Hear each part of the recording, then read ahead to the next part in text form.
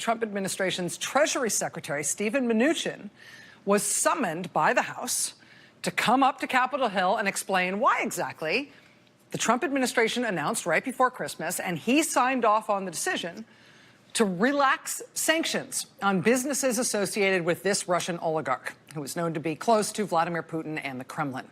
Oleg Deripaska was sanctioned by the U.S. over the Russian government's attack on the presidential election in 2016. Steven Mnuchin, as Treasury Secretary in late December, signed off on a relaxation of those sanctions.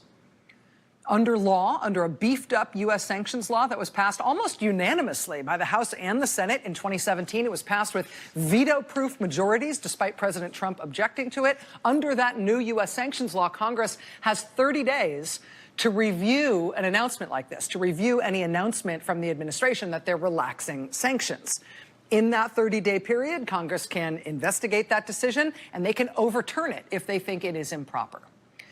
And that is what led to this appearance today on Capitol Hill by the Trump Treasury Secretary.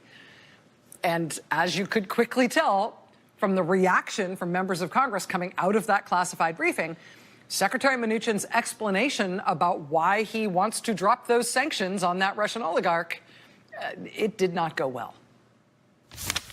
I'm very dissatisfied by the briefing. It was kind of a waste of time because we didn't get some of the answers that we needed.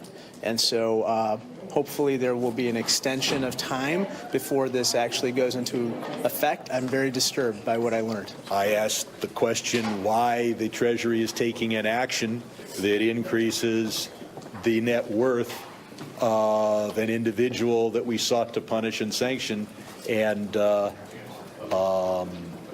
Mr. Mnuchin had no response. We need to learn much more than we did this afternoon. We didn't get sufficient answers. Was Secretary Mnuchin defensive about this at all, or argumentative, or was it pretty? He did not want to address why he had taken action. It was clearly in the financial interest of Mr. Deripaska. He didn't give any reason? He told me that we should trust the administration. I'm afraid that this is the tip of the iceberg of the undoing of the sanctions regime.